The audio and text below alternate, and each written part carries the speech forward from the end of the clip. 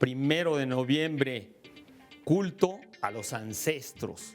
Esta práctica ritual nos caracteriza absolutamente a todas las sociedades como humanos, pues se relaciona no solamente con el amor a los amigos, a nuestro grupo, sino también con la muerte y con nuestra proyección en el tiempo, de la cual, por supuesto, también nos lleva hacia el futuro, a ver el futuro. Aquí que hablamos de literatura, recuerden que hemos hablado mucho de la literatura de anticipación, la ciencia ficción, que justamente quiere proyectar futuros alternativos a partir de desarrollos tecnológicos y científicos. Dicen que el 3I Atlas es un sustito que nos quiere poner la NASA ahora que también allá celebran el Halloween. Pero nosotros los mexicanos estamos preparados desde hace mucho tiempo con un viejo cha-cha-cha. Los marcianos llegaron ya. Soy Germán Ortega Chávez. ¿Cómo les va? Muy buenas noches.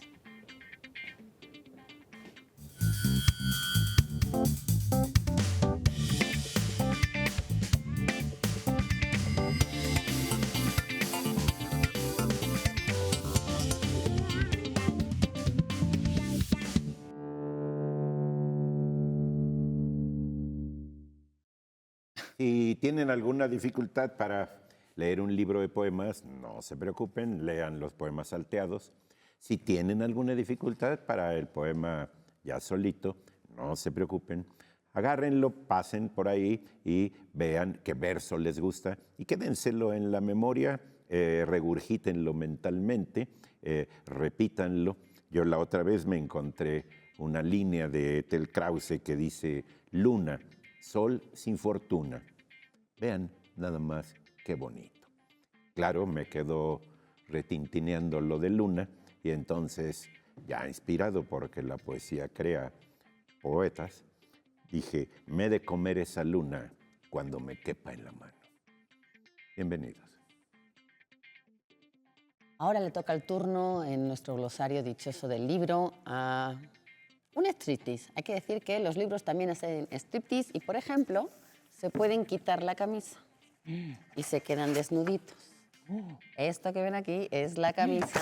¡Tarán! Que en este caso, en Almadía, durante mucho tiempo los hicieron con suaje, que es esta manera de cortar algunas partes de la portada. Eduardo, tienes una camisa diferente. Sí, esta es una de una colección de la UNAM. Aquí se puede ver. Ahí está. ¿Ah? Hay ¿Se afoca? diferentes. Sí, está bueno. No, Eduardo es el que lo tiene. Es ahí. Pero bueno, camisa, que también se puede decir funda, sobrecubierta, forro, capa, chaleco, tiene bastantes sinónimos.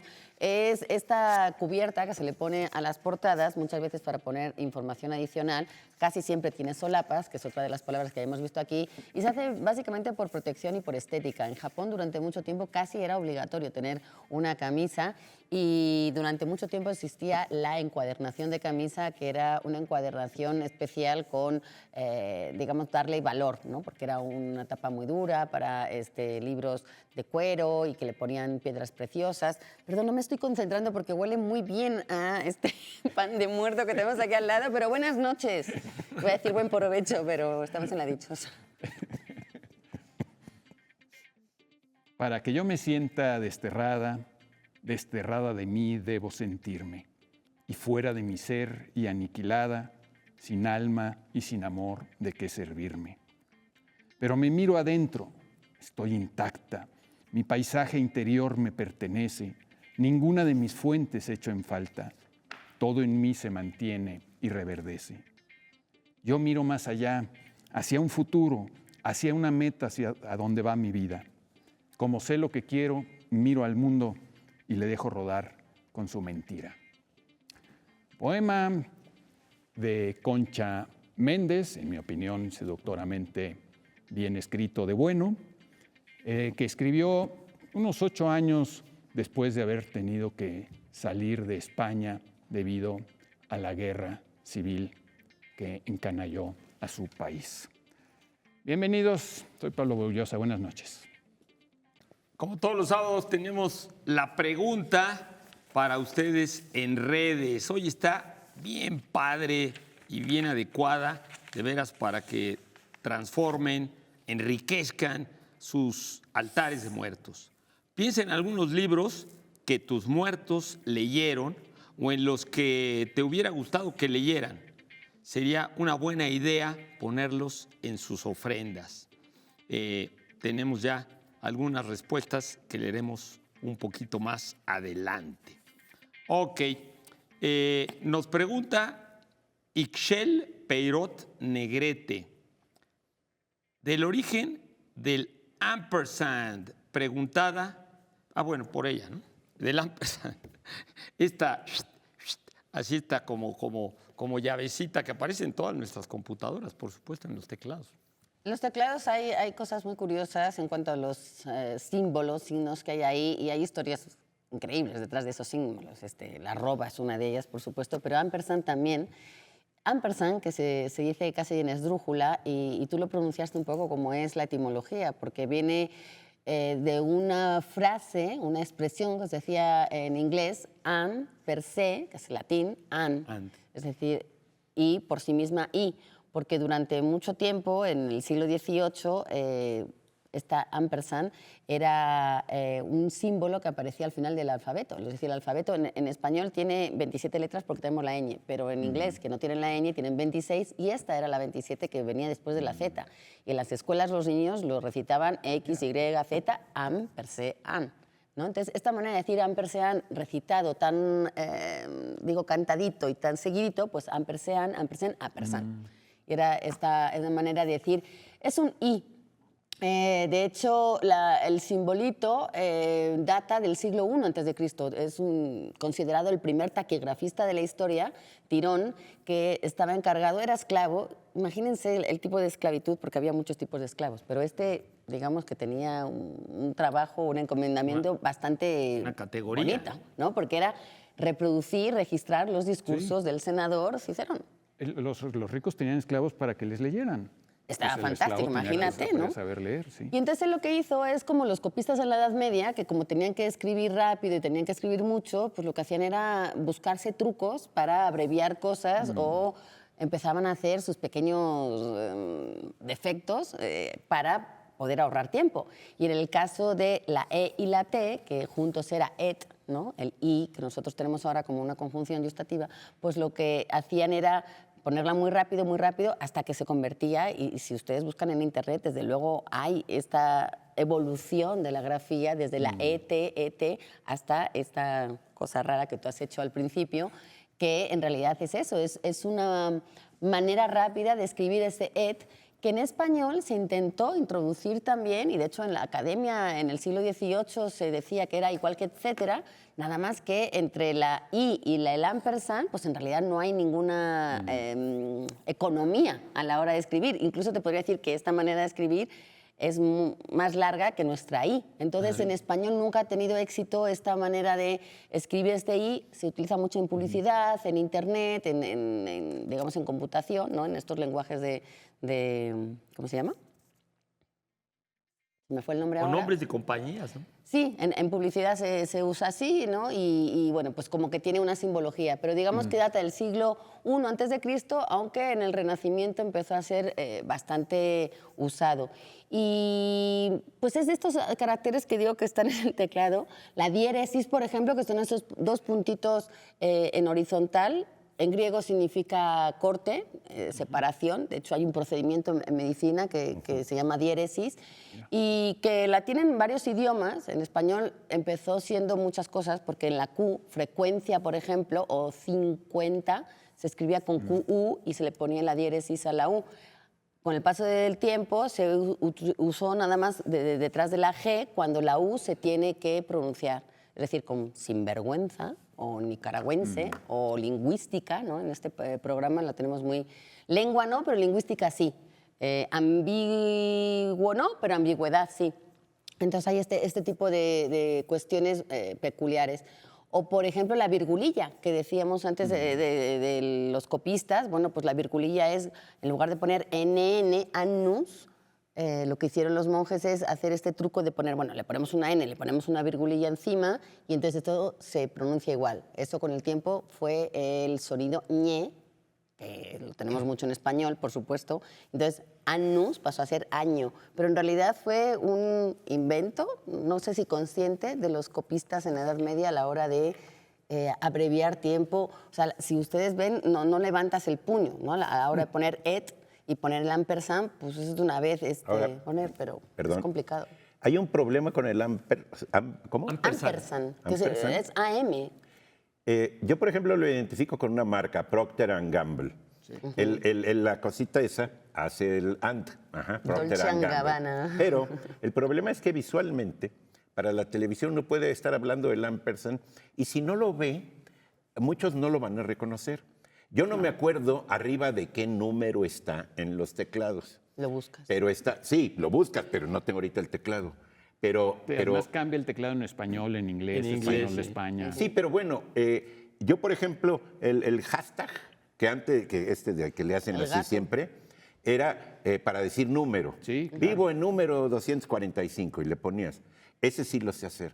Pero ahorita que quise, por ejemplo, dibujar un ampersand, pues no me que sale. enseñes esto, por favor. Pues miren es que nada tú sí, más. pues a ver, pero No, me a ver, dibuja encanta. tú el tuyo. A ver si tú así sí te sale. Ah, está muy bonito. A ver, enséñense. Pero, Oye, y también en español, en libros todavía de principios del siglo XX, yo recuerdo haber visto que en lugar de una Y para usar esta conjunción, ¿qué tipo de conjunción es? ¿Tú sabes esas? Es la justaposición. Ah, eso. En lugar de usar una Y, se usaba una I latina. También hay libros donde se usaba la I latina en vez de la Y, que tampoco pegó. El O sea, ampersand, por ejemplo, apareció en Pompeya cuando se empezaron a sacar, se empezaron a encontrar en el Sí, sí, lupanario, documentos. los frescos y todo, aparece un ampersand. O sea, hay un ampersand ya en Pompeya antes de ser devorada por año el volcán. 79. O sea que ahora, sí. Ya después de Cristo. como decías tú, es la evolución de la E y la T que se La E funden. mayúscula. ¿Eh? Sí. La E mayúscula. La que E es- mayúscula y la T. Sí, la E mayúscula para que haga así.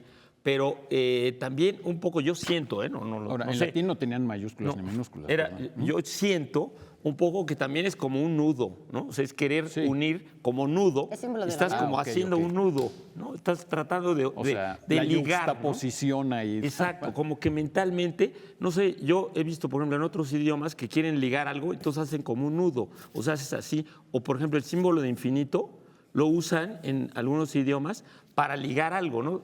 O sea, estos están Bueno, ahí conectados, sí. ¿no? Por ejemplo, en los árboles genealógicos, cuando ponen un matrimonio, ponen el símbolo de infinito para ligar los nombres están del casados. esposo ¿Ah, de y la veras? esposa. No sabía Exactamente, que como fuera el stand. para juntarlos, Porque ¿no? antes no se es como divorciaban, ¿ves? amarrarlos, ¿no? ¿Eh? Sí, antes no había divorcio, entonces estaban siempre hasta el infinito y más Bueno, allá. te casabas para siempre, hasta el infinito y más allá. Bueno, creo que tenemos que ir a nuestra dichosa palabra del día de hoy. Nuestra dichosa palabra del día de hoy, sin fuerza, muy debilitado, aniquilado. A propósito del día de hoy, muerto. Palabra con diéresis. Y tenemos Tenemos un libro que se ve muy bien de la colección Poemas y Ensayos de la UNAM. Es una antología sobre el poema en prosa latinoamericano que hizo este buen investigador, gran investigador y muy buen poeta de Colima, Rogelio Guedea, creo que es de Colima, y se llama Una luz que se alarga. Ahí lo tienen en su pantalla. Esto lo recomienda Jane Fonda, ni más ni menos. Este libro de Salamandra, este sello de Penguin Random House, La mujer renovada, de Luan Brissendin. No sé si lo estoy pronunciando bien, pero este libro es uno de los que me voy a llevar esta noche para leer yo, porque habla de qué pasa en el cerebro de la mujer. Esta autora ya había hablado del cerebro de la mujer, del cerebro del hombre y un poco de los estudios y las investigaciones de la psiquiatría y de las de la neurociencia que se habían hecho recientemente. Bueno, pues qué pasa durante esta época de madurez en la que el cerebro de la mujer cambia muchísimo y había muy poco investigado. Bueno, pues resulta que hay una visión muy positiva y muy renovada, como dice su título, de ver esta menopausia como un periodo de transformación y de una manera de sentir el cuidado y la empatía más allá de los cuidados. Así que para todas aquellas que estamos en esto, esto. Buenísimo. Y también tenemos ejemplares de La formación de una conciencia histórica, enseñanza de la historia en México. Es un volumen publicado por la Academia Mexicana de la Historia, coordinado por Luz Helena Galván Lafarga. Y bueno, lamentablemente solo se ha publicado en el 2006. Yo creo que hace mucha falta un libro semejante que aborde los cambios que se han dado en los últimos años. Muy interesante. Pues esta primera sección ya se murió.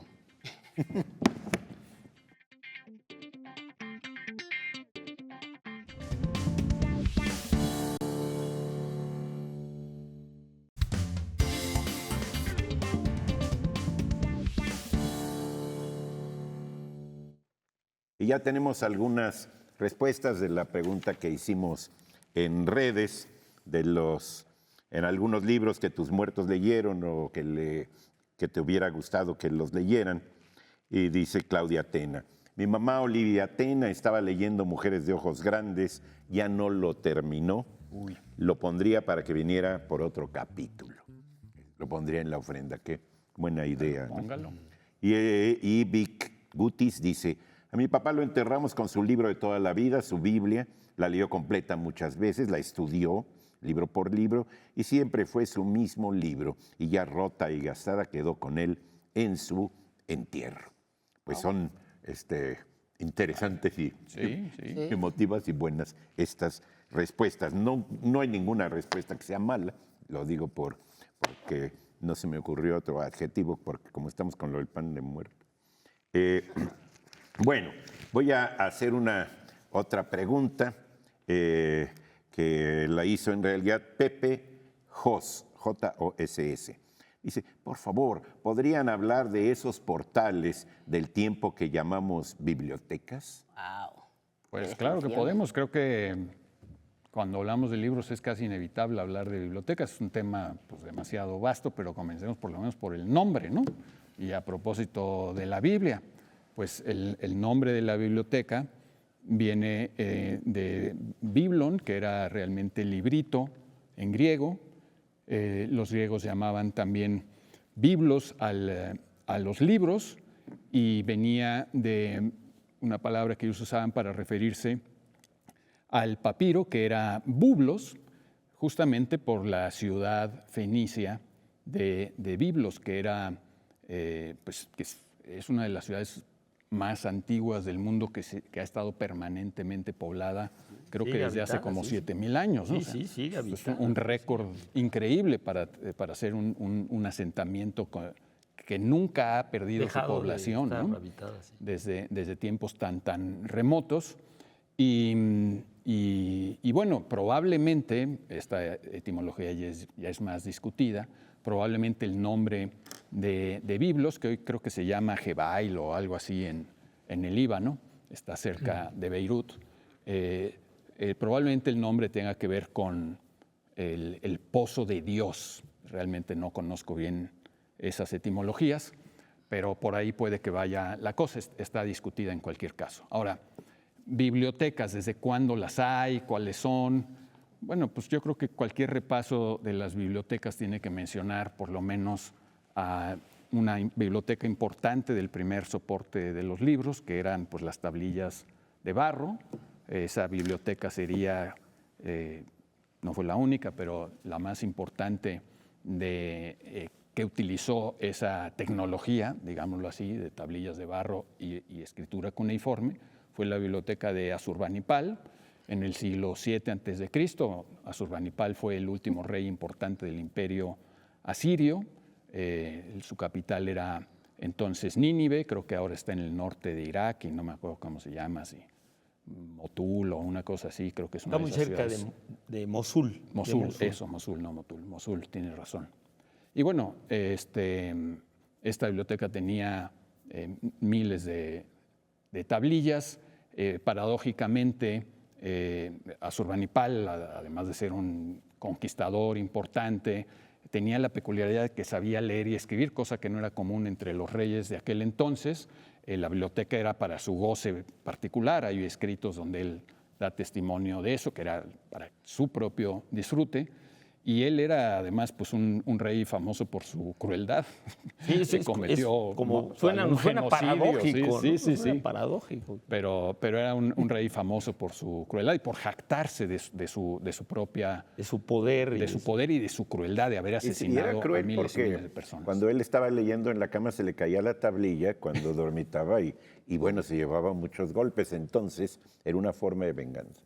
A lo mejor, fíjate. Y luego otra cosa rara de las venganzas, que es que cuando quisieron acabar con el imperio asirio, creo que no sé si fueron los de Palmira o quienes incendiaron la ciudad, incendiaron su palacio. Los caldeos y los medos, ¿no? O sea, los persas. Los caldeos y los medos, sí. E incendiaron su palacio y paradójicamente eso fue lo que salvó gran parte de su biblioteca, porque el barro al cocerse se conservó pues, como cerámica. Y eso se redescubrió en el siglo XIX. Las tablillas ahora están en su mayoría en el Museo Británico. Por cierto, de ahí viene el conocimiento que tenemos más completo del poema de Gilgamesh.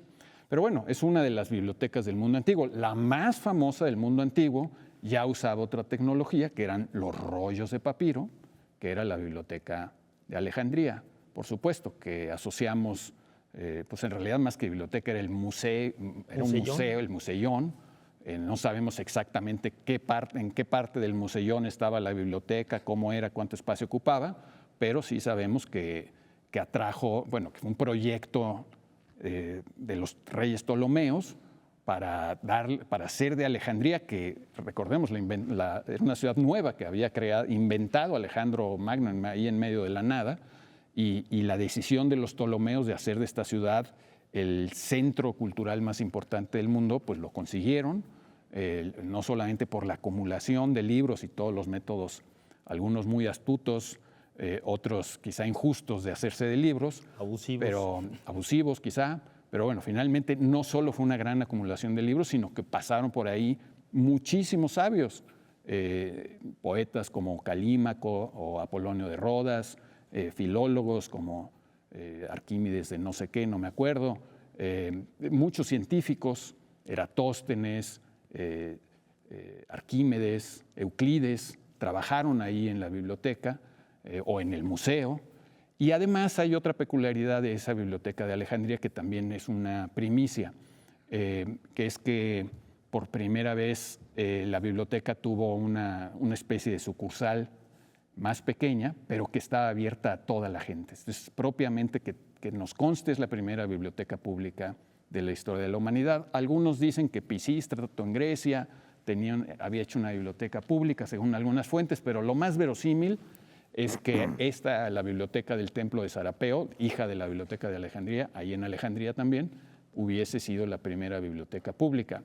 Habría que esperar muchísimo más tiempo para ver otras bibliotecas notables. La primera biblioteca pública europea era muchísimo más pequeña, se creó por iniciativa de Cosimo de Médicis, está en el convento de San Marcos. El Viejo. Pero, Cosimo el Viejo. Sí. Cosimo el Viejo, en el convento de San Marcos en Florencia, y ahí era una biblioteca también pública. La primera biblioteca pública en México, aunque hubo bibliotecas importantes, por ejemplo, la del Colegio de Santa Cruz de Tlatelolco de los franciscanos, pues es del siglo XVI y era una biblioteca académica para estudiantes y todos los que estaban ahí, pero biblioteca pública de que fuera cualquier gente de la calle a entrar, esa es la biblioteca que se llama Turresiana, porque la donó un señor Torre y estaba en la catedral, donde ahorita están las oficinas de la Mitra.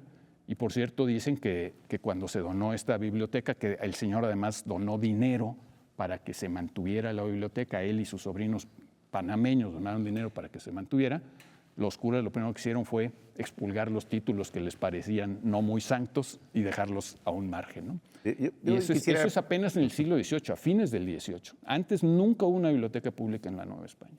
Hay una actividad que muchos de nuestros televidentes la han hecho, que es la emoción de ir formando una biblioteca. Claro. Es decir, Personal, las bibliotecas públicas Sí. son registradas, por ahí andan. Hay algunas bibliotecas privadas que están en bibliotecas públicas, por ejemplo, la biblioteca de José Luis Martínez, etcétera, que están ahí en la biblioteca de la Ciudadela. Y la biblioteca personal es un proyecto de lectura. Claro. Seguramente con lo de las tablillas no llegaban sus reyes visitantes y decían, oye, ¿ya leíste todas tus tablillas?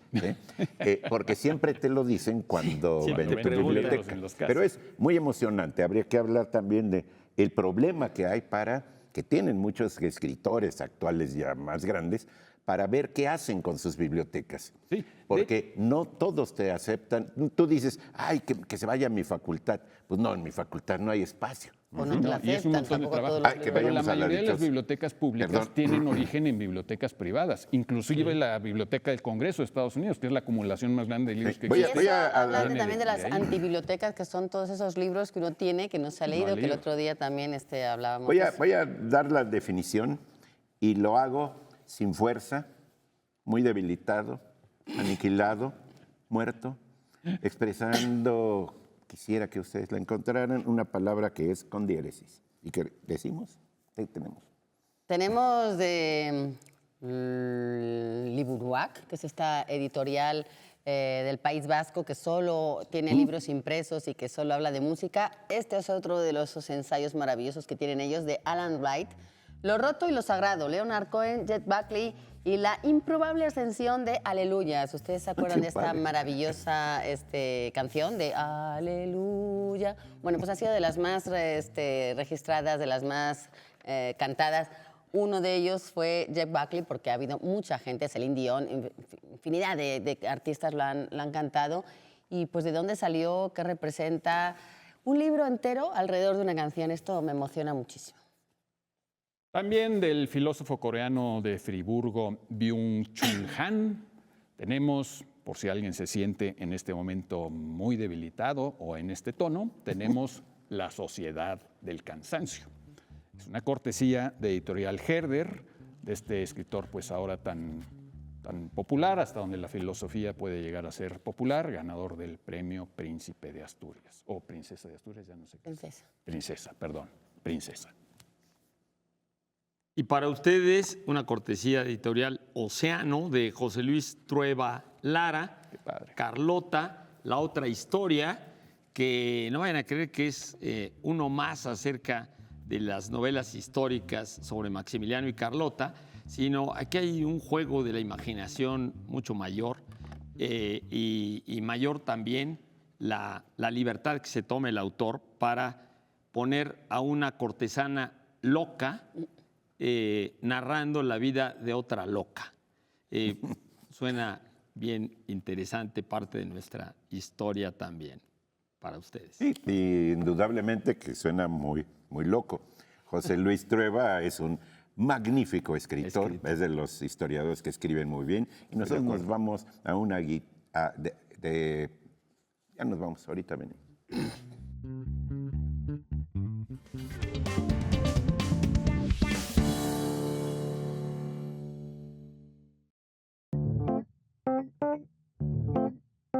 Soy Elisa Speckman, investigadora del Instituto de Investigaciones Históricas. Soy doctora en Historia por el Colegio de México y doctora en Derecho por la Universidad Nacional Autónoma de México.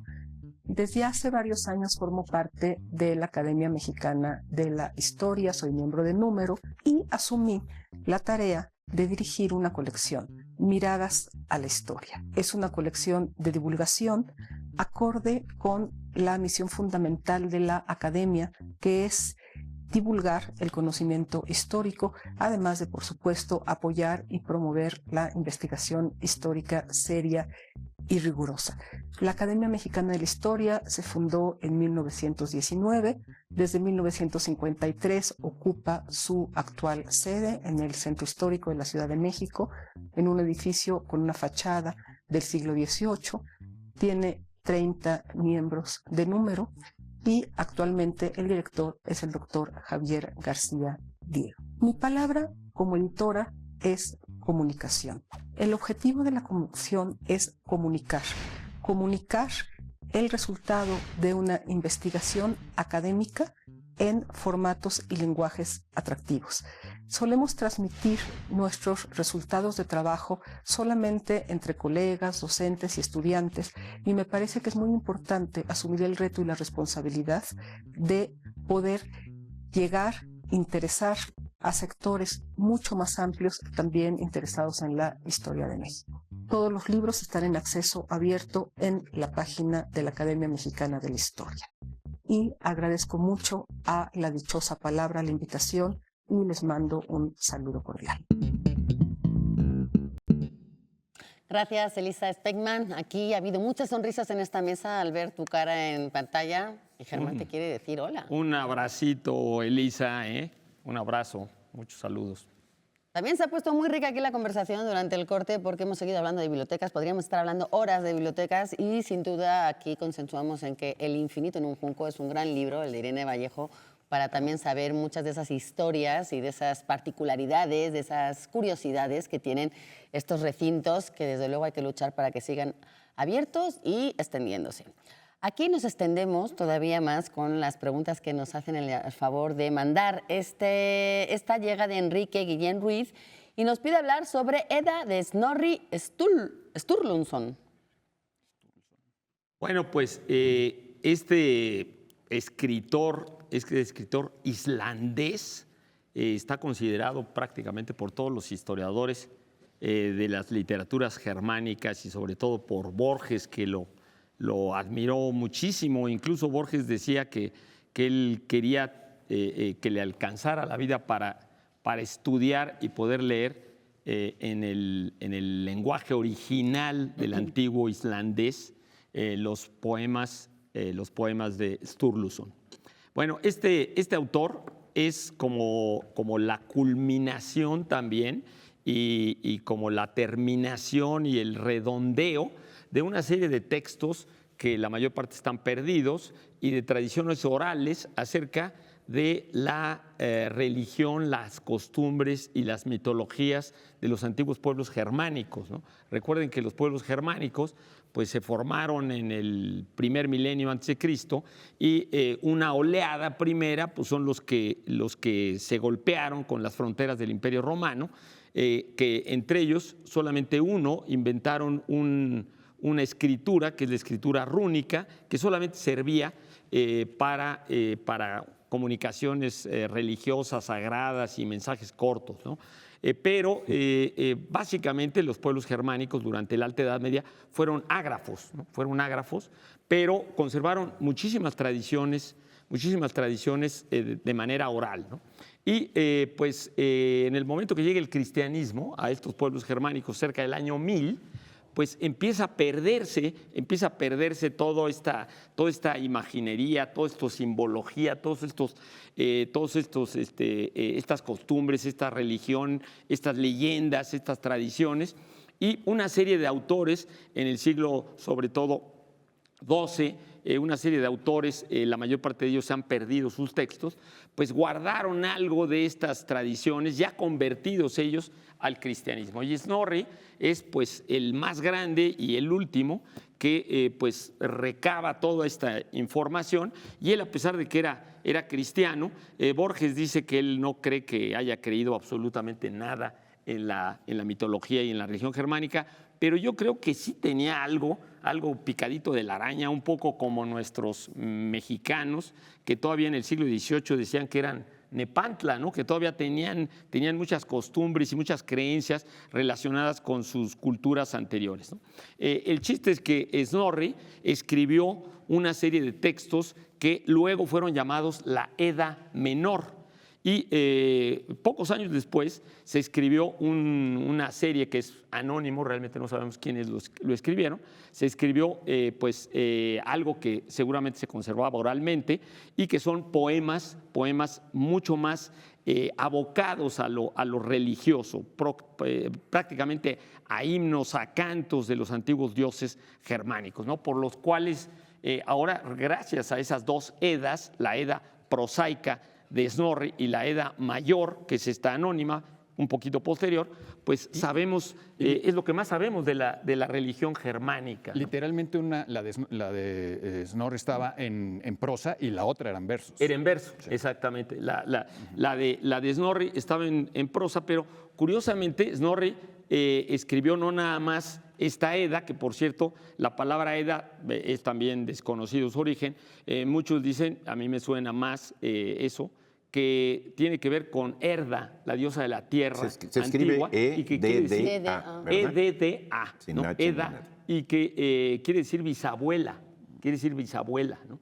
Entonces, pues es como el nombre de la gran diosa madre, y esto nos habla de los orígenes de todas estas religiones antiguas primitivas. El chiste es que la Edda de Snorri tiene un prólogo en la cual pues, prácticamente se limpia frente a los sacerdotes que lo vayan a criticar de pagano, y cuenta pues, prácticamente la creación desde el punto de vista cristiano, ¿no? Inmediatamente después, el texto realmente importante son 3 secciones. La primera, que se llama La alucinación de Gylfi o Gylfaginning, ¿no? Gylfaginning, ¿no? Que por cierto Borges y María Kodama lo tradujeron y lo prologaron en Alianza. Ahí está el texto con un análisis de Borges muy, muy interesante. Y luego ahí realmente es donde cuenta la creación del mundo. La creación del mundo para los antiguos germanos, para los escandinavos, ¿no? Ahora, este personaje que fue tan talentoso, tan maravilloso, que luego en la segunda parte se llama pues la parte de los escaldas, ¿no? Skáldaskaparmal, ¿no? Skáldaskaparmal, que es un análisis un poco literario, un análisis literario, y la última parte es una especie como de guía de las metáforas y de los ritmos de la poesía, de la diversidad de la poesía, ¿no? Yo creo que una de las grandes ventajas de La Dichosa es llevar también hacia otros libros. Y ahorita ya, claro que lo has mencionado, hay que leer antiguas literaturas germánicas de Borges. Hay una edición fácil, muy asequible en el Fondo de Cultura, y es una maravilla. Ahí sale Don Snorri, sale la Edda, y sale un procedimiento incluso verbal, que son las metáforas de ese tipo de construcción del lenguaje de los escaldos, que son las Kenningar. Y los ejemplos son extraordinarios. Ese es un librazo. El propio Borges hace el prólogo a un libro que no se sabe bien si lo escribió Snorri o no, sí, que es la épica de Egil Skagall-Grissom. Grimson, exactamente, ¿no? Egil Skagall-Grissom. Sí, porque ese es el libro para el que Borges le hace hasta el prólogo, ¿no? Exactamente. Ahora, y Borges tiene un poema también importante sobre Sturluson, donde recuerda que fue un traidor que traicionó al rey de Noruega y al rey de Islandia al mismo tiempo, y que murió por la espada, ¿no? Eso lo dice el poema de Borges, ¿no? Realmente Islandia era una república, y curiosamente Snorri llegó a ser, era jurista, era abogado, y llegó a ser una especie como de primer ministro, porque ese Althing, que era una asamblea, era donde se juzgaba también y donde se legislaba. Y él era como el mero jefe, pero le compuso muchos poemas al rey Hakon de Noruega, y entonces el rey Hakon lo invitó a su reino. Él fue y entonces lo nombró varón a Snorri, y entonces le dijo, Snorri le empezó a decir que bueno, iba a tratar de convencer a la República de Islandia de que se volvieran súbditos del rey, y total, no cumplió eso, se regresa, le dice al rey que sí, y esa doble traición es un poco por lo que pasó como un traidor y un cobarde, porque en una batalla decidió abandonar la batalla. Eso también dice Borges en el poema, que fue un cobarde. Pero bueno, y lo mataron, ¿no? Y lo mataron, al final lo mataron, pero un genio literario, y pues la fuente más importante para conocer la mitología, la religión y la literatura antigua germánica. Tanto que han mencionado a Borges, tengo que decir que nuestro productor dicen que aquí son Borges y Pitol. Pitón y Borges, no sé muy bien, pero que cada quien le ponga muy bien. la calaverita que sea. No vamos a la dichosa palabra, pero yo antes de empezar con los libros de esta noche, quiero agradecer a José Gordon, nuestro querido Pepe, compañero aquí del 22, y felicitarle por su publicación Los sueños de Patanjali, de Grijalbo. No lo he leído todavía, pero dice que habla de los misterios del lenguaje y de la comunicación y que me va a interesar mucho. Así que gracias, Pepe, y felicidades. Y yo aquí les tengo la dichosa definición de esta noche. Sin fuerza, muy debilitado, aniquilado, muerto. Ya no hay más que decir, salvo que esta palabra tiene diéresis, que también es otra de las cositas que hemos estado mencionando esta noche. Librazos, ¿cómo? La dimensión oculta, el invisible impacto del espacio en nuestra vida cotidiana, de Edward T. Hall, cortesía de Siglo XXI Editores. Aquí Germán dice que es un libro que es casi buenísimo. obligatorio en la Facultad de En la Arquitectura. Facultad de Arquitectura, por supuesto, habla de la relación del hombre Y para con la el vida espacio. cotidiana, porque habla del lenguaje no verbal. Sí, exactamente, sí, del Bien. espacio. Y bueno, tenemos para ustedes, por cierto, Patanjali es el gran maestro del yoga. De la India. Del gran maestro del yoga, y tiene un libro que se conserva todavía de aforismos del yoga importantísimo, fundamental. Es el texto más importante sobre el yoga antiguo, ¿no? Bueno, y tenemos para ustedes de David Toscana, Lontananza, de Ediciones Era. Esta colección de cuentos de una pulquería, una cantina, ¿no? Nos dice Juan Villoro que es uno de los mejores libros de cuentos de la literatura hispanoamericana. O sea que, miren, está bien padre para leerlo, chiquito, sustancioso para ustedes. Y también tenemos de Francisco Hinojosa, La Gota Negra, una reunión de ensayos magníficos, muy inteligentes, en una preciosísima edición también de la Universidad Veracruzana. Recordarles además, antes de irnos a un corte, que este mes La Dichosa Palabra los invita a leer conjuntamente con Fabulario de Arreola y que pueden ustedes pues leer todo este mes o releer si lo han leído ya y mandarnos sus comentarios, sus sugerencias, lo que quieran decirnos sobre este libro en formato horizontal. Tienen todo este mes, anímense y luego lo comentamos. Nosotros vamos a un corte y rápidamente resucitamos.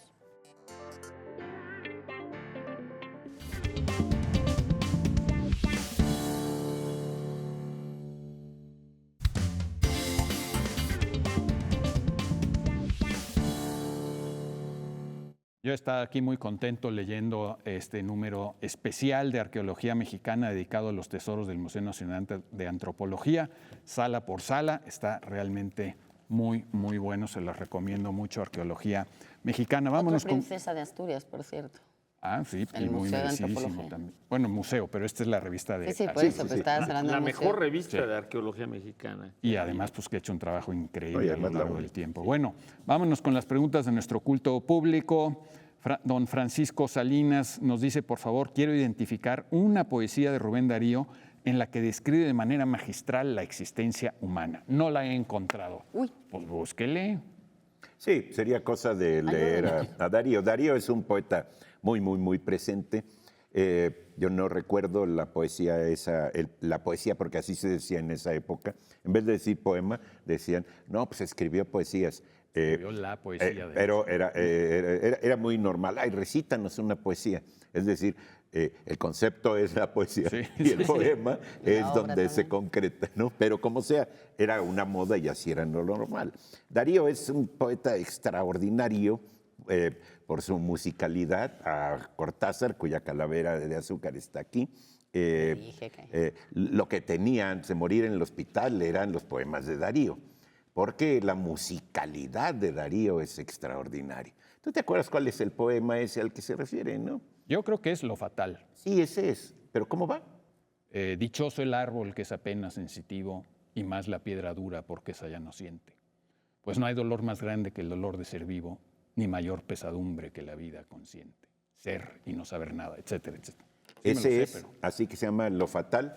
Es cortesía de Pablo Bullosa esa respuesta, porque además aquí todos en Canal 22 conocen muy bien algunos versos de Darío, porque cada vez que a Pablo le piden que pruebe el micrófono, en vez de decir 1, 2, 3, 1, 2, 3, dice, el varón que tiene corazón de lis, alma de querube y lengua celestial.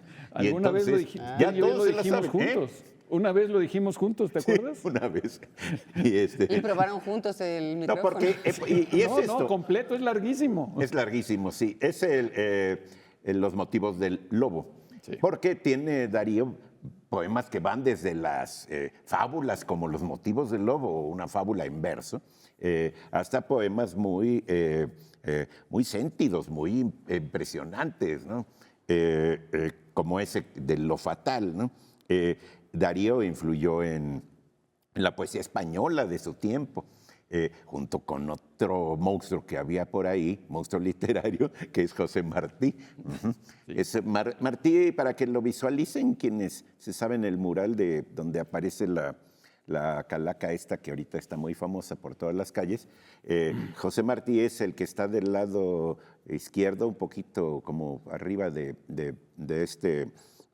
Diego Rivera, es el del bigote.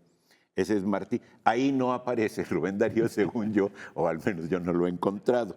Y vivió en una época que además trajo profundos cambios, porque es cuando cambia ahí el estatuto social del escritor. El escritor antes se reunía en sociedades de amigos de la literatura, en clubes de lectura, como nuestros televidentes con el de La Dichosa.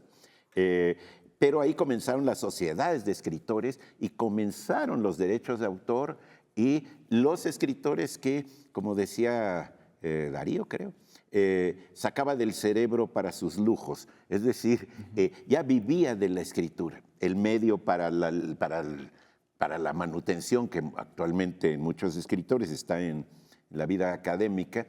En esa época eran los periódicos, donde comienza a generarse un tipo de prosa. Aquí Rogelio Guedea, en el librín que regalamos al principio, habla precisamente de Julián del Casal, de Martí y de Darío, porque es una prosa que crea sensaciones. Hay un manejo distinto del lenguaje el que se hace ahí. Hay un cuentito que conviene leer a quien quiera hablar, pensar en esa época, que se llama El Rey Burgués.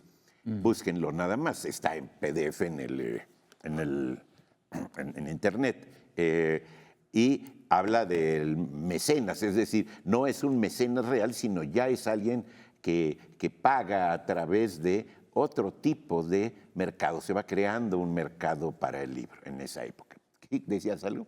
No, pero bueno, a ver, lo que se dice es que, digamos, Rubén Darío cuando inventa el modernismo, creo que es la primera vez que una corriente literaria nace en nuestro continente y después se contagia a Europa. O sea, eso nunca se había dado.